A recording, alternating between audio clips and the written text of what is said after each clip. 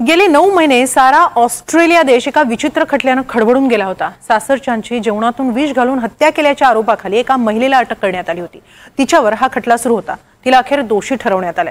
वेलिंग्टनमध्ये 2023 मध्ये ही घटना घडली होती। एरिन पॅटरसन हिने तिच्या पूर्वाश्रमीच्या नवऱ्याच्या आई-वडिलांची आणि मावस सासूची हत्या केली।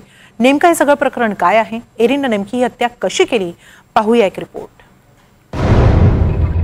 थंड डोक्याने तिघांची हत्या, जेवायला बोलावलं आणि गेमच केला, सासरच्यांना जेवणातून विष।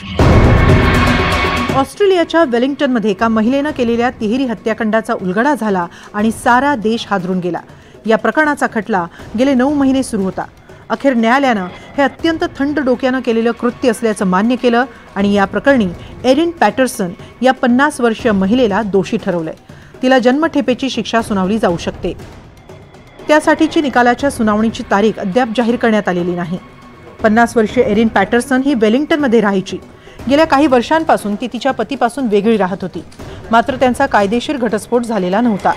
एरिनने अत्यंत नियोजन पद्धतीने हा खून केल्याचं न्यायालयात स्पष्ट झालंय। 2023 मध्ये एरिनने पतीसह तिच्या कुटुंबाला जेवणाचं आमंत्रण दिलं। यावेळी तिचा पती सायमन याने हे आमंत्रण नाकारलं। तब्येतीच्या कारणास्तव तो गेला नाही।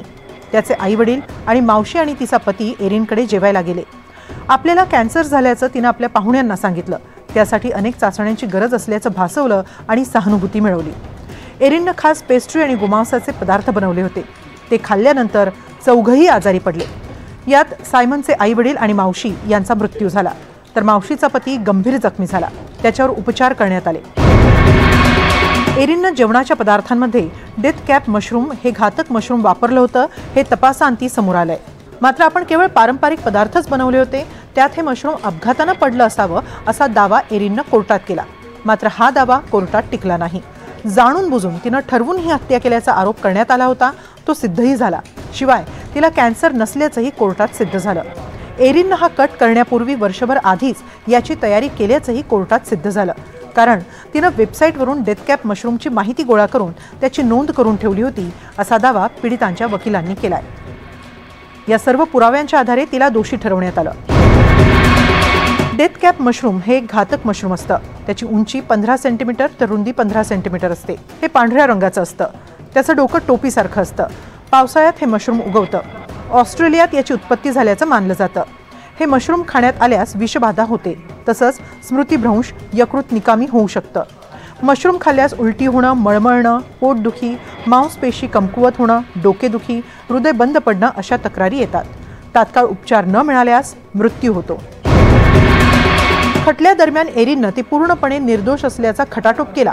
हे मशरूम आपण एका सुपरमार्केटमधून आणलं असं तिनं सांगितलं, तर दुसऱ्या एका सुनावणीवेळी एका आशियाई किराणा दुकानदारानं ही बुरशी आलेलं मशरूम दिलं असा दावाही तिनं केला। तिच्या जबाबातील तफावतीमुळे एरिनचे पाय आणखी खोलात गेले आणि अखेर तिच्यावरचा दोष निश्चित करण्यात आला। मेलबर्नच्या आग्नेयेकडे असलेल्या मोरवेलमध्ये आता सुनावणी अंतिम टप्प्यात आली आहे। एरिनला लवकरच जन्मठेपेची शिक्षा सुनावली जाऊ शकते। 2 मुलांची आई असलेल्या एरिनने आपल्या विभक्त कुटुंबियांची हत्या नेमकी का केली याबाबत मात्र पूर्ण खुलासा झालेला नाही। हा अपघातच होता असा दावा एरिनने केल्यामुळे तिनं यामागचं कारण अद्याप सांगितलेलं नाही। आपल्या सासू-सासऱ्यांवर प्रेम होतं असंच ती सांगत राहिली। त्यामुळे आता शिक्षा सुनावण्यात आल्यानंतर कदाचित या कारणांचा शोध घेतला जाऊ शकतो। Bureau report, NDTV Marathi.